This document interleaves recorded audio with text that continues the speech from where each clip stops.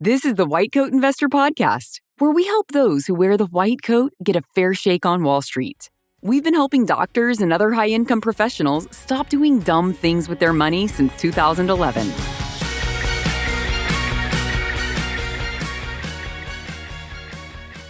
This is White Coat Investor Podcast number 339. Dave Ramsey gives poor advice to an unmatched dog.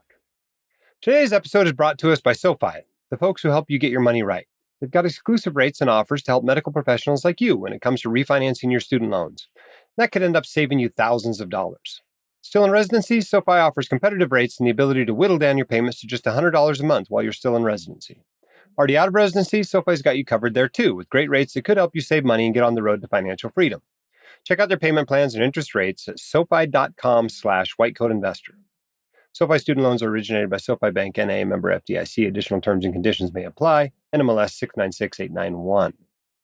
All right, welcome back to the podcast. Thanks, everybody, for what they do. I recently recorded a podcast. I don't remember when it runs, but my dad came out of surgery late last night. And while I'm thanking you for what you do, I want to thank his doctor specifically for what they did for him. The pain he went in to get eliminated is now gone and doesn't seem to have had any complications, at least so far. So we're all thrilled with our most recent encounter with the medical establishment. All right. Those of you who don't know about Financially Empowered Women, the FEW, this is a WCI associated group, and they have their next event next week. It's on November 8th at 6 p.m. Mountain Time.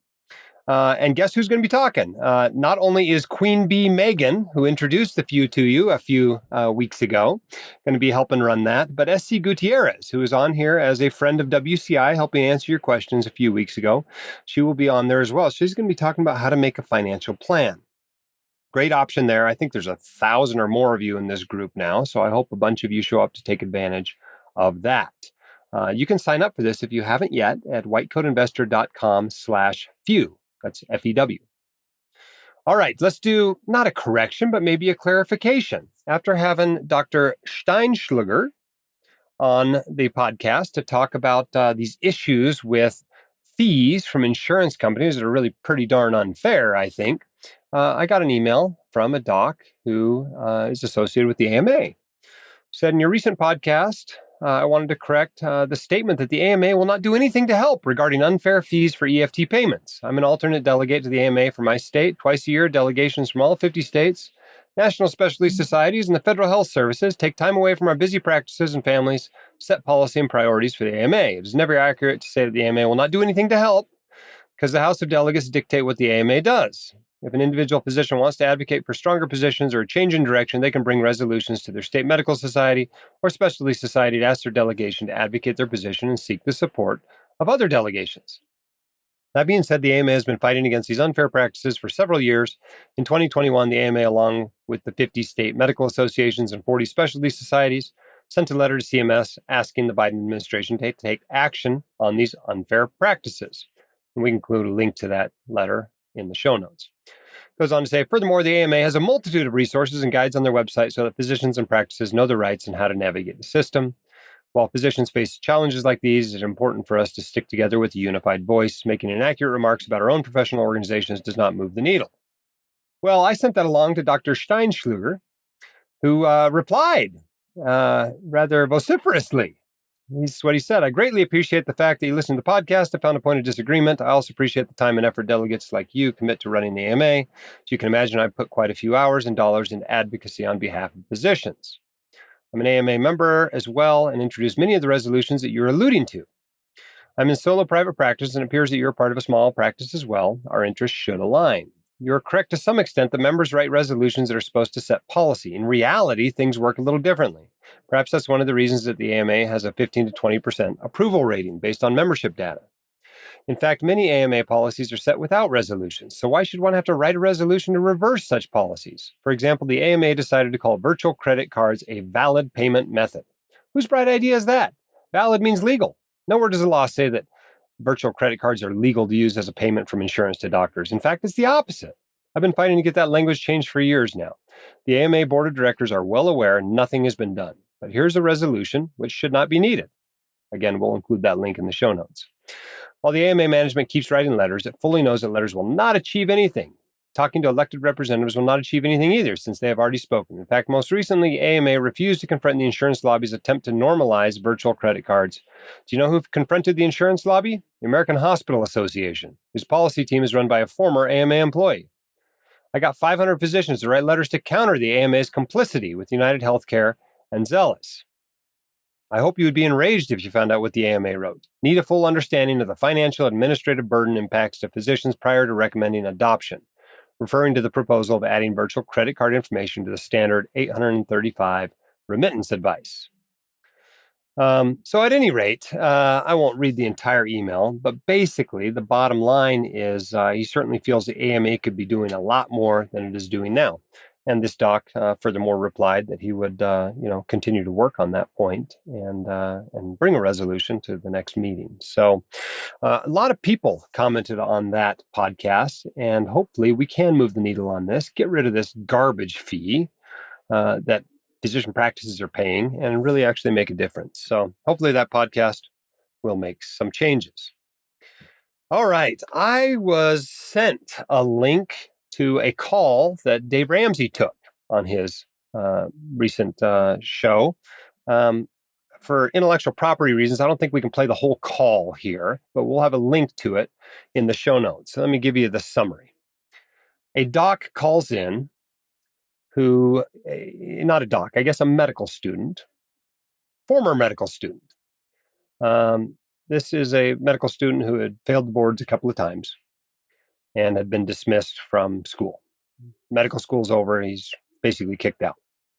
He owes $430,000 in student loans and is now working as a substitute high school science teacher. And was asking Dave, what should I do about this?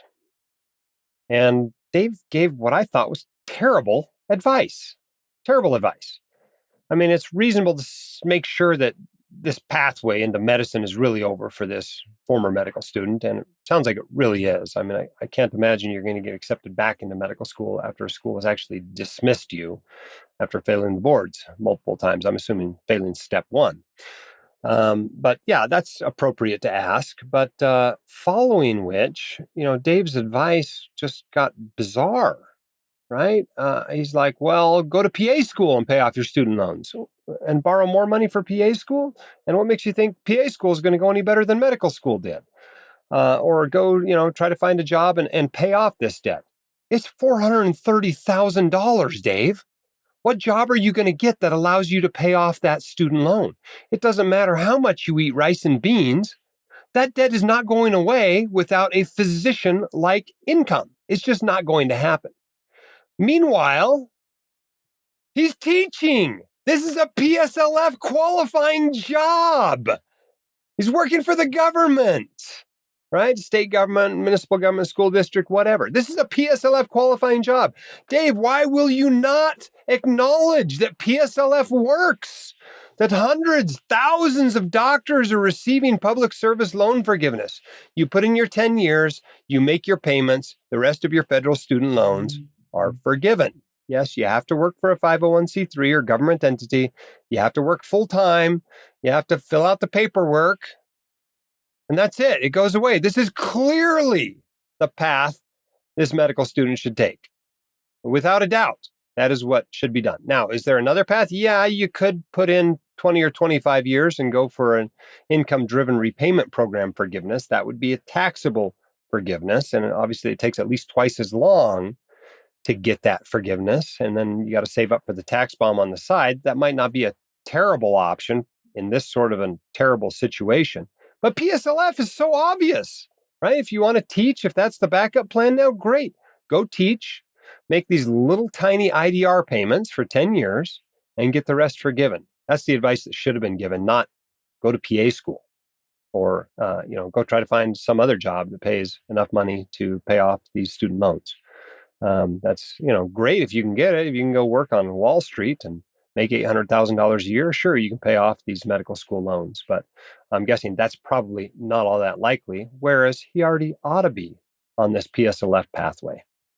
All right, we'll include a link to that call. You can listen to it and see if you agree with the advice I gave. I'll be surprised if you don't. All right, let's take some of your questions now. This one's about investing in taxes. Hi, Dr. Dali. Thanks for all you do. I'm an oncologist in the Midwest. I have about $300,000 in savings in my non-retirement account, and they currently are in the Vanguard sweep fund, which pays about 5%. How will that affect my taxes? Ideally, I want these in either a S&P 500 or something like Berkshire Hathaway and pass it on to my children with the elevated cost basis. But with the current market, I favor the Vanguard sweep fund. Interested to know your thoughts about how this affects my taxation. Thank you. Okay, this is pretty straightforward. A sweep account, a sweep fund, this is just a money market fund at Vanguard. And at Vanguard is the federal money market fund. Okay, so the federal money market fund is a taxable interest paying account. Okay, interest is taxed through your ordinary income tax rates. So you got $300,000 in there. It's paying a little over 5% a year. So basically, it's going to give you $15,000 of income this year. And you'll owe taxes on it at your ordinary income tax rates. If you're like a typical doc, maybe you're paying, 32% federal and 5% state on that. So 37% of that 15 grand is going to go to the tax man. The rest you get to keep. That's the way the taxation works. So what should you do with it? Well, it sounds like this is money that you're pretty sure you're not going to need yourself. I don't know if that's actually the truth. I don't know where you're at in life.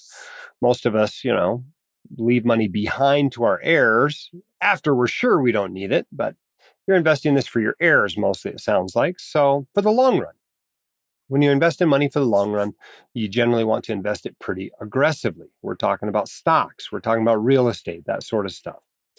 The Vanguard Total Stock Market Fund is a great option. It's very tax efficient. It is, the yield on it's less than 2%. So instead of paying taxes on 5% kicking out every year, you'll be paying taxes on less than 2%.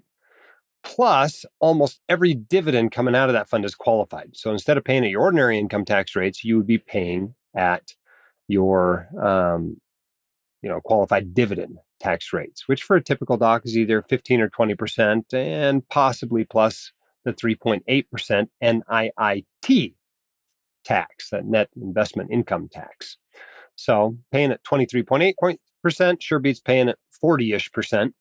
And especially since it's kicking out a lot less income. So that's going to be a lot more tax efficient. If you're concerned about tax efficiency, that'd be a good reason to invest that into stocks rather than just a money market account.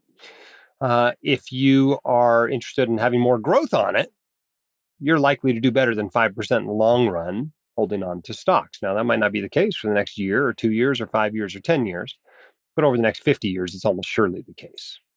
So that would be a good option. You mentioned Berkshire Hathaway. Now, Berkshire Hathaway is a single stock. It's one company. Now, yes, Warren Buffett and those associated with him, they buy a whole bunch of other companies under the umbrella of Berkshire Hathaway. And so because of that, some people treat it a little bit like a mutual fund, but it still isn't. It's still a single stock. So it's hard for me to recommend you put all your money into Berkshire Hathaway. Obviously, Warren Buffett has done very well over the years, maybe not so well over the last 15 or 20 as he did the 30 before that, but he's got a pretty good track record. Unfortunately, he's pretty old. He is not going to be managing Berkshire Hathaway much longer. And neither is his partner, Charlie. So it's going to be in somebody else's hands soon. And if you choose down the road to change out of that, because of that, there's going to be a capital gain associated with changing. The one nice thing that Warren understands, and I hope each of you understand, is that paying a dividend is just a tax event. It doesn't actually mean anything. When a stock pays you a dividend, the remaining stock is worth less. So the nice thing about Berkshire Hathaway is it doesn't pay dividends on purpose. So it's extremely tax efficient to own.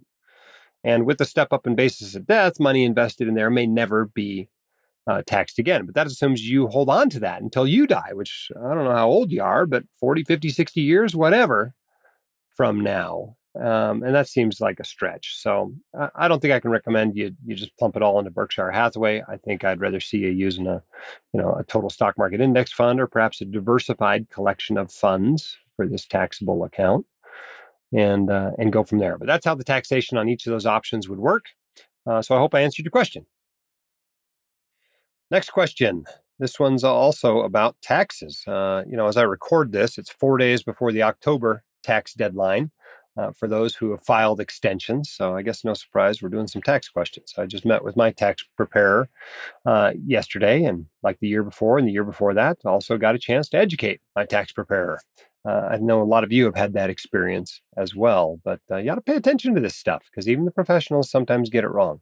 Admittedly, the point I was correcting her on was not a very mainstream question or problem. But, still, this is what we're paying people for. Expect them to know more than me about it.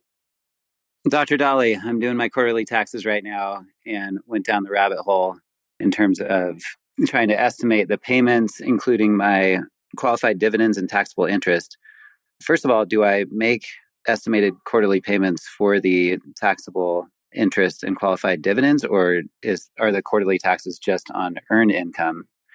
And then the second question is, how do I know which tax rate the qualified dividends and taxable interest are?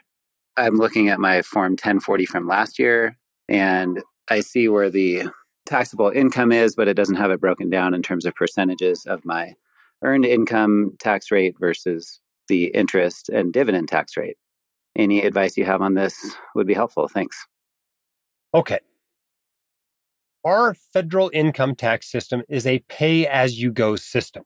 You're not supposed to save it all up to the end of the year and pay on April 15th. That's not the case with all the states. For example, my state, Utah, has no problem whatsoever if you just pay all your taxes on April 15th for the whole year. There's no penalties, there's no interest, nothing you pay. It's not a pay-as-you-go system.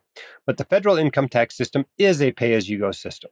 So that way that works for most taxpayers in the United States is their employer takes money out every 2 weeks or every month, however often they get paid, and withholds it and sends it to the IRS on your behalf. Seems like a nice service, right? If you have to pay as you go, at least they help you do it. Now, it's a bit of a burden on employers, but, it works pretty well and funds the government pretty well, and you don't end up having to come up with a whole bunch of money come April. If you are not an employee, or even if you are an employee and you have a lot of other sources of income, in addition to that withholding, you are also supposed to make quarterly estimated tax payments. These are due not every 3 months throughout the year, but on a specific schedule. They're due April 15th, June 15th, September 15th, and January 15th. You'll notice there's only 2 months between the first and second one, and there are 4 months between the third and fourth one. And this is a mystery to a lot of people to figure out how much to send in.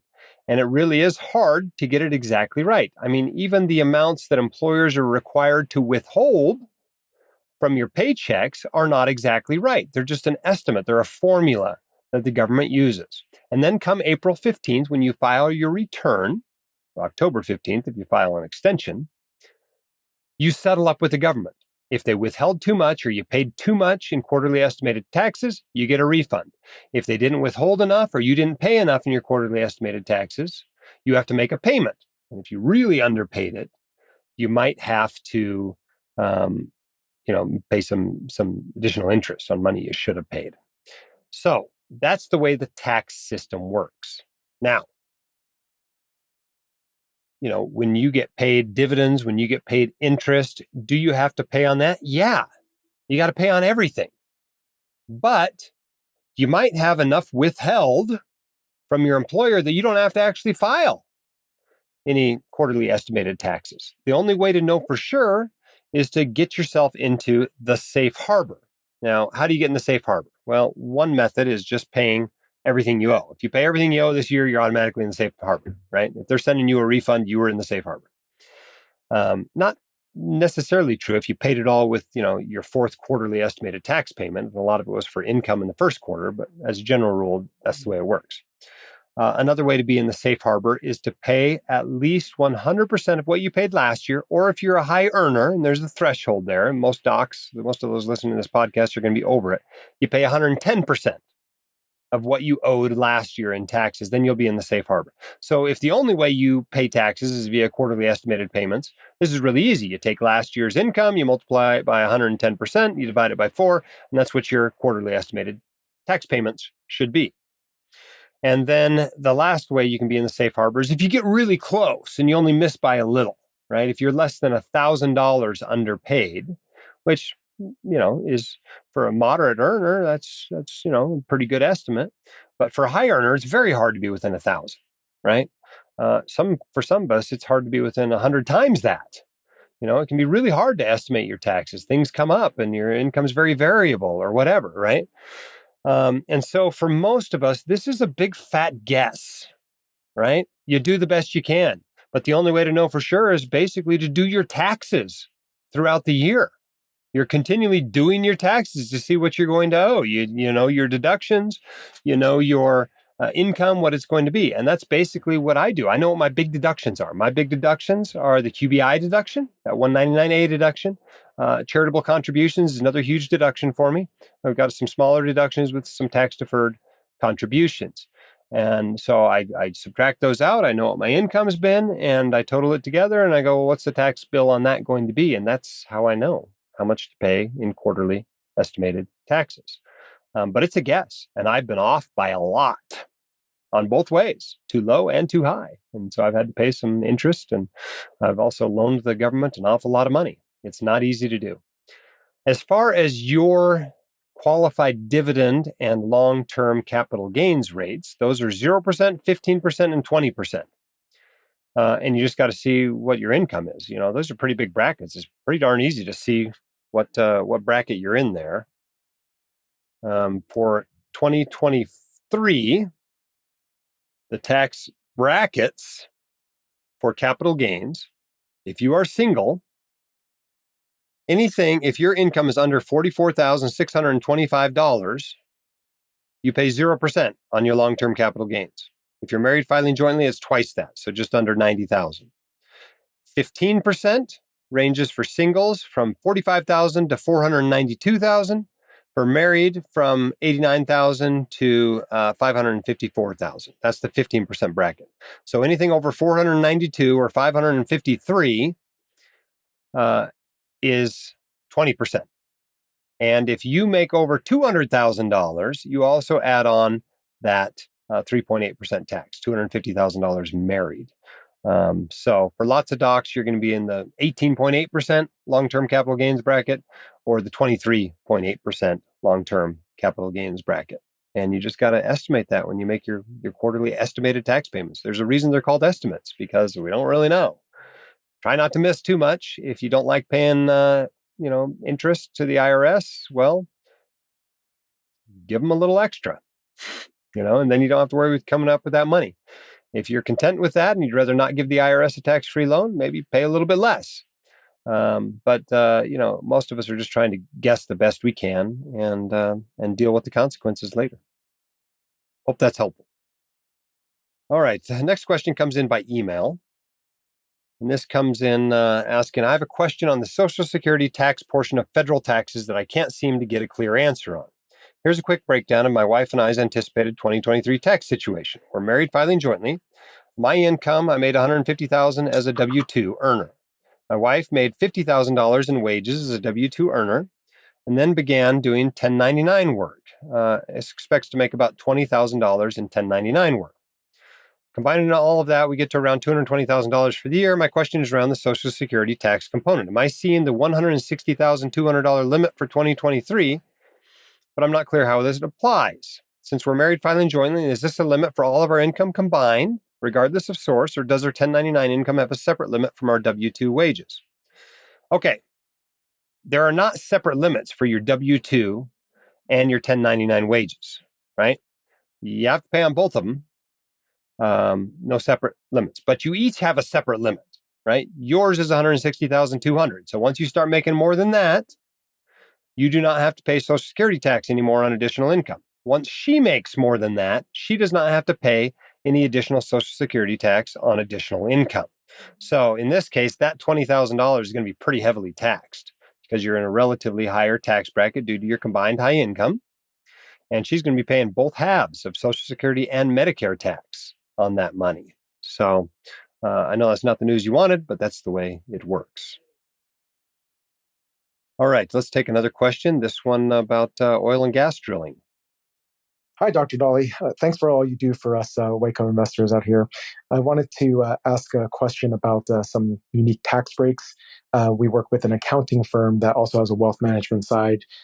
Fortunately, our incomes this year were significantly higher because of some bonuses that both my wife and I received. And so we were looking for additional ways to save on taxes. They mentioned oil and gas drilling partnerships, and did a search on the WCI website and found that you had just written an article about it. And so I wanted to see if I can get a little bit more clarity about what you wrote. And obviously, it's a high risk investment. You mentioned that some of these will never find oil, but I wanted to see if you, in your research, found like maybe some percentages on this, as well as how this exactly works. Are these operators just drilling in one place, and if they don't find oil, that's it, or are they going to then look for multiple sites? And again, maybe this depends on the operator and the exact deal. But I wanted to see if you could provide a little bit more clarity on this, and whether this is something that would be advisable for those who are in some of their high income earning years. Thank you for your time and attention, and look forward to your answer. Okay, good question. For those who didn't see it or don't read the blog, there's a blog post published on September 18th of this year called Investing in Oil and Gas. And it's a pretty extensive deep dive I took into, not only the investment options, but also the taxation of these investment options. And I don't know that I can add a lot more detail if you've already read that post. That's much of what I know about investing in oil and gas. I do not personally invest in oil and gas in any way other than via, the publicly traded stocks in, a total stock market fund. So how does it work? Well, you got lots of options. You can buy, publicly traded stocks that invest in oil and gas, and they get taxed exactly like all your other stocks do. You can buy oil futures and actually gamble on the price of oil. There are mutual funds and ETFs that invest in either futures or in these equities. Or you can kind of go direct. You can invest in the mineral rights side. You can invest in working interests. You can invest via master limited partnerships. These are often transporting gas, pipelines and that sort of a thing. Then just like in real estate, there are often private general and private limited partnerships that you can invest in. And there are a few unique tax advantages to oil and gas investing. But the important part here is that you do not let the tax tail wag the investment dog. It sounds like your interest in this is just because you, for the first time in your life, had to pay a big fat tax bill. All right. That is not a reason to go invest in oil and gas. That is not a reason to go invest in real estate. That is not a reason to do lots of other things that people do just to lower their taxes. Okay. As a general rule, if you're paying more in tax, that's a good thing because you made more money.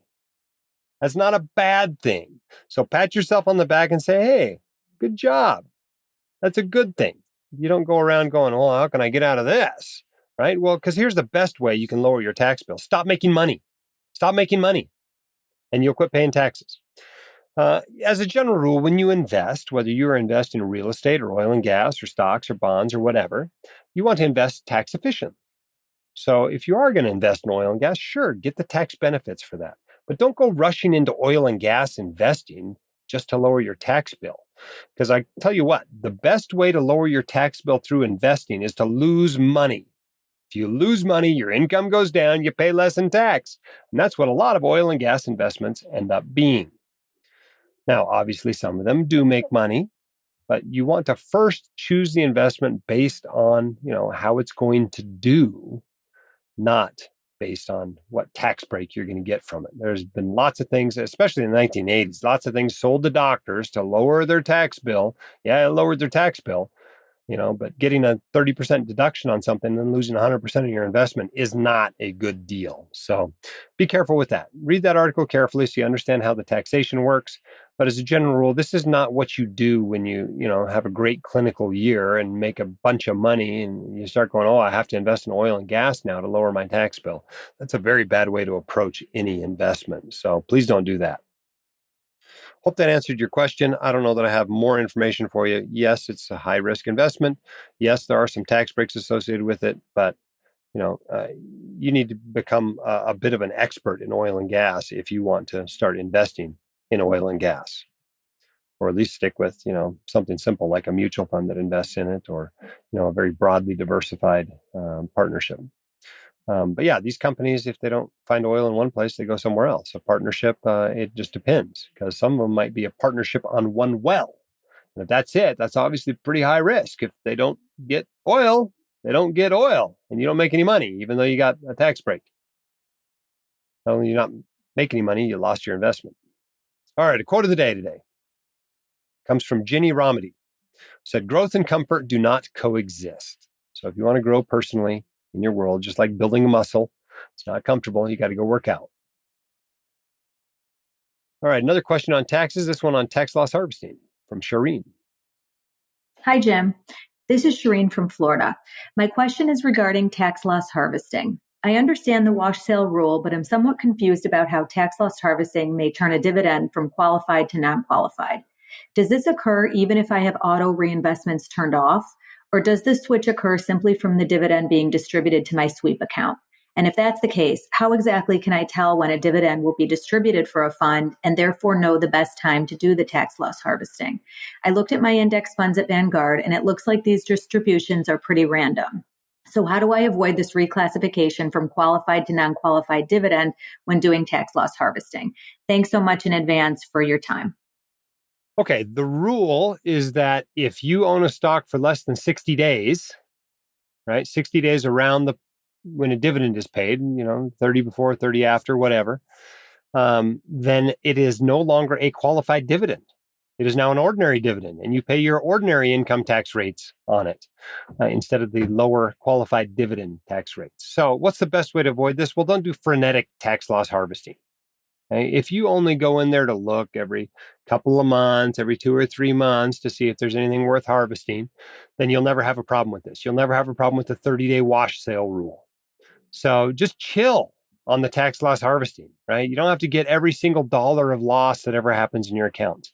The way this works for most people is that they, start a taxable account. They're kind of excited about tax loss harvesting. And as that taxable account gets bigger and bigger over 3 or 4 or 5 years, they hit a bear market.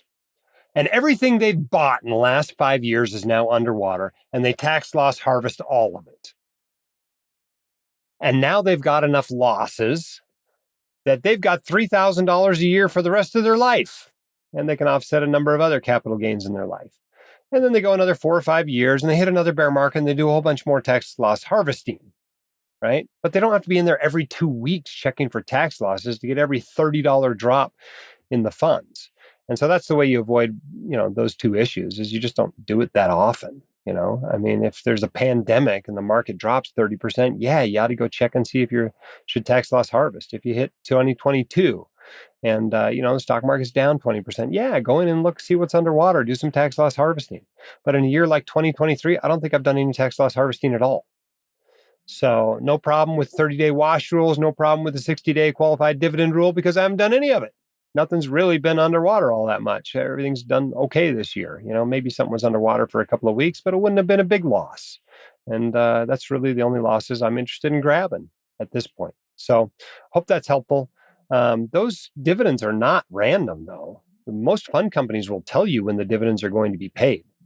Just look at the history of the dividends, right? And they'll announce the dividends a couple of weeks in advance, usually too. But for the most part, if you look at like most Vanguard funds, dividends are often paid quarterly. That's probably the most common thing. Some of them only get paid twice a year, and some of them only pay once a year, generally in December. So I expect dividends around the end of March, around the end of June, around the end of September, and around the end of December. That's when I expect dividends. The only ones who are paying more frequently than that are like bond funds and money market funds, that sort of a thing. The stock funds are generally, which are the ones you're generally tax loss harvesting, are generally paying quarterly. All right, let's take a question on asset allocation here. Hi, Jim. I'm an anesthesiologist in the Southeast, not far out of training, working in private practice. I've been reading through many of the staple personal finance and investing books that you recommend, and I recently have been contemplating my asset allocation. As a young physician with many years of investing ahead of me, I initially intended to invest in the simple Boglehead 3-fund portfolio with a tilt towards small cap value, and also plan to include a REIT index fund. My question to you is this. Knowing what you now know and given your vast experience thus far, would you continue to tilt your portfolio towards small cap value, or would you instead opt for the simple 3-fund portfolio plus REITs for the sake of simplicity and ease? Said another way, if you were a new physician just starting out in investing, but had the investing knowledge that you have now, what would your asset allocation look like? Keep up the good work and thanks for all that you do. All right, that's a great question. First of all, remember what matters in investing. Okay, and you invest so you can spend more later than you have now, right? You want your money to keep up with, inflation, time value of money. You want it to grow. That's the point of investing. And what really matters in that? If funding the account matters, how much you put in is probably the most important thing. Your savings rate, that's what matters. Okay, and then your asset allocation matters. And then your staying the course with that asset allocation matters. It really doesn't matter all that much what that asset allocation is, as long as it's reasonable. The more important thing is that you stick with it, because each asset class, each reasonable asset class, tends to have its day in the sun. Just like large growth stocks have had a great last decade. If you look at the 2000s, small value stocks did much better and really haven't done great for 10, 15 years now. But if you own both of those, chances are at sometimes the large growth stocks are going to do well. At sometimes the small value stocks are going to do well. Now, a total stock market approach is pretty heavily weighted toward those large growth stocks because that's what the stock market is. A large part of it is Apple and Amazon and those kind of big companies. Whereas a very tiny part of it, only about 3%, is really small value stocks. So if you want to tilt your portfolio towards small value stocks, you'll usually need some sort of a small value fund in addition to a total market fund. And that's what I've done. I've been investing since 2004, 2005-ish, and I've maintained a tilt essentially since that time. That has not paid off over that time period. From 2005, 2006, 2008, whatever, until now, the better bet has been about U.S. large growth stocks. That's what has done the best out of the stock market over that time period. But I've got a lot longer investment horizon than just 15 years, right? I'm only in my late 40s now. I expect to be investing for another 30, 40, 50 years. And I think that pendulum's going to swing. I'm a believer in the long-term data on the small and value factors. I think that tilt is going to pay off over my entire investment lifetime, even though it has not yet paid off. So if I was designing a portfolio now, yes, I would have a small value tilt. But it's really important that you don't tilt that portfolio more than you believe that data. Because it's entirely possible with this limited data set that it was just an anomaly and that you'd be better off just keeping costs low, buying everything using, total stock funds. So good luck with your decision. Whatever you do, remember the most important thing is whether you decide to tilt 2% of your portfolio, 5%, 15%, none of it is that you stick with that decision. What you don't want to be doing is chasing your tail, buying small value after small value does well, selling small value just before it does well. That's a recipe for investment disaster. Pick something reasonable, stick with it, fund it adequately. You'll be successful. All right, another question via email. This one also on asset allocation.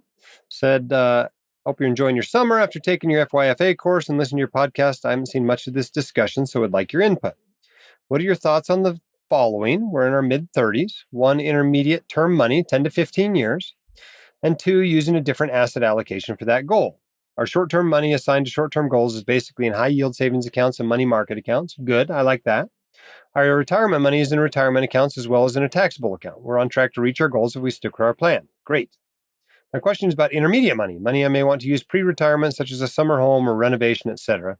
What do you think of index fund investing for that in general? And secondly, do you see the benefit of dumping money into a second brokerage account with a different asset allocation to reach those goals, similar to how a 529 may have a different allocation? Seems that dumping all money in the same account can throw the allocation out of sorts, both when inputting and withdrawing a large sum. It's a great concern. I don't know that it matters that much, let's be honest, but it's a great question. And there's no right answer, like most great questions. I think it's very clear that you're doing it right for short-term money, right? If you're going to need this money in the next year or 2, 3 years, cash is a place to be. And the nice thing is these days you get paid for that, right? If you put it in a Vanguard federal money market fund, it's paying like 5.25%. So much better than 2 years ago when it was paying 1%. So I feel like even if you got money sitting there for a while, you're not being punished for that these days.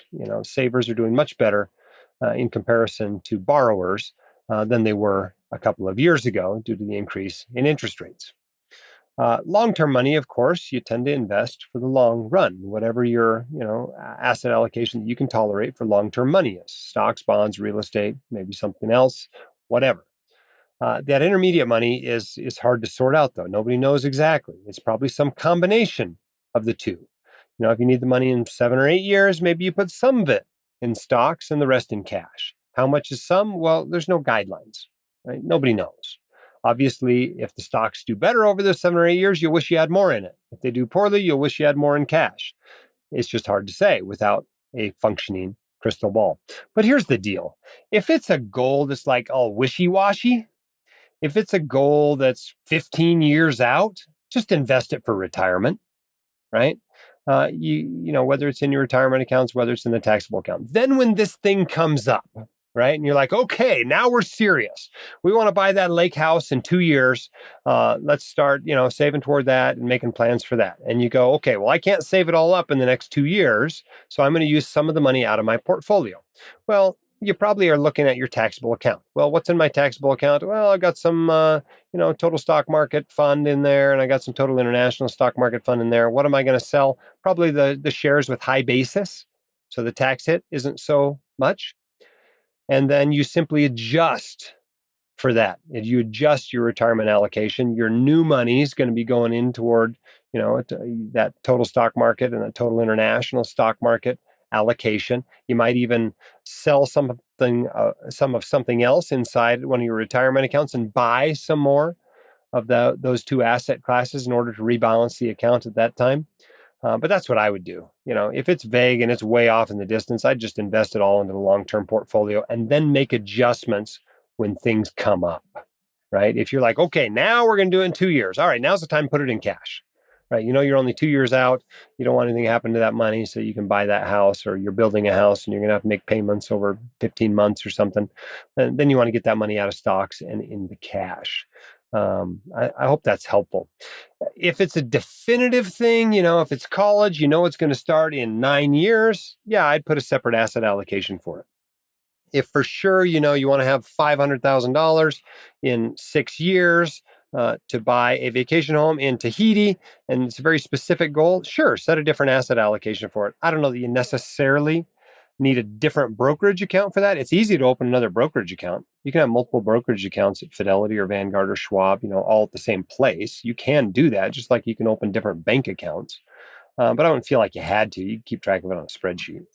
But don't feel bad if you want to open one. That's not bad. All right. As I mentioned at the top of the podcast, SoFi could help medical professionals like you save thousands of dollars with exclusive rates and offers for refinancing your student loans. Visit SoFi.com/whitecoatinvestor to see all the promotions and offers they've got waiting for you. One more time, that's SoFi.com/whitecoatinvestor. SoFi loans are originated by SoFi Bank, N.A., member FDIC. Additional terms and conditions may apply. NMLS 696891. All right. Don't forget about the FEW event. This is Financially Empowered Women. It's November 8th at 6 p.m. Mountain Time. That's SC Gutierrez is going to be talking about how to make a financial plan. Then they usually have some breakout sessions where you can talk to your peers about your financial concerns and issues.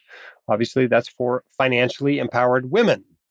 You can sign up at whitecoatinvestor.com/FEW, F-E-W. Thanks for those of you who've been leaving us 5-star reviews. We appreciate that. A recent one came in from Momen just this month, actually.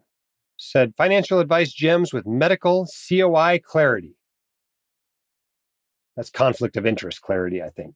Jim, in my opinion, is a unique financial educator. Not only provides very high quality financial advice, but he combines that with something that is very hard, if not impossible, to find in the financial industry, the clarity of his COIs, something that is very stressed on in the medical profession. This unique mix not only builds trust in his material, but actually makes his audience willing to make him make more money. That sounds great. If someone is providing you with a quality service and telling you that's how you can pay me back, why not pay them very well back? You should be a theory to teach in the financial industry. No need to hide your fees or COIs or how you make money. Put it out clear, provide a quality service, and your clientele will be more than willing to make you richer. 5 stars. Well, I appreciate that. It's kind of a unique review. It is true. We are really big on transparency. Now, obviously, we're not going to put out the whole roadmap of how to build a business just like ours. But I want you to know about our conflicts of interest. We do have conflicts of interest. This is a for-profit business, and we are not apologetic about that. Without profit, I don't have any staff. And right now we've got, I can't even keep track of them, 16, 17 people working here. They've all got families. They all need health insurance. They, like getting their paychecks. Without income, without profit, we can't make those paychecks. That also helps us fund some of the cool stuff we do, like the WCI scholarship. We've endowed some other scholarships, Katie and I personally. And we also do things like the Champions program. By the way, if you haven't applied for that in your first year medical, dental, PA, NP, or pharmacy student, you can apply for that at whitecoatinvestor.com/champion. And we basically are trying to give out a copy of the White Coat Investor's Guide to Students to every first year student in the country. You can't do those things without making money.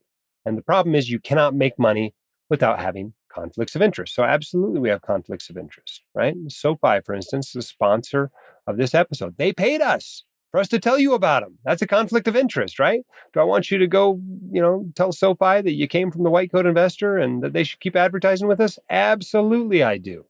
Same thing with any other product line we've got. If you buy our stuff, if you come to our conference, you should do that, by the way. WCI Con's coming up in February.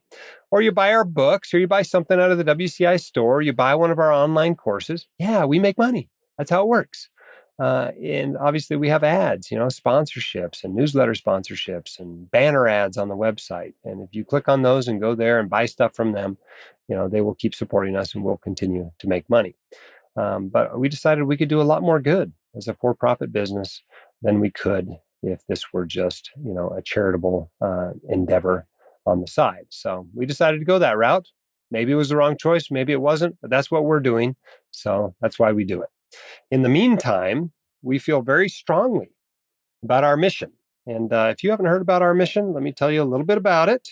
The White Coat Investor mission is simply this. While our vision is to serve as the most trusted, authoritative, and useful resource for financial information and services for doctors and other high earners. But the mission is to strengthen and support the White Coat Investor community on the path to financial success by providing engaging, useful, and accurate content and connecting white coat investors with best-in-class financial resources to empower the creation of meaningful personal and professional lives. And we live that every day. That's very important to us here. And you're very important to us. We want you to be successful because we know that financially successful doctors are better physicians, parents, and partners. So keep your head up, your shoulders back. Thanks for what you're doing. You can do this financial stuff too. I promise you, no matter how bad of a situation you're in, you can improve it by becoming financially literate and financially disciplined. And we're here to help you do that. See you next time on the White Coat Investor Podcast. The hosts of the White Coat Investor are not licensed accountants, attorneys, or financial advisors. This podcast is for your entertainment and information only. It should not be considered professional or personalized financial advice.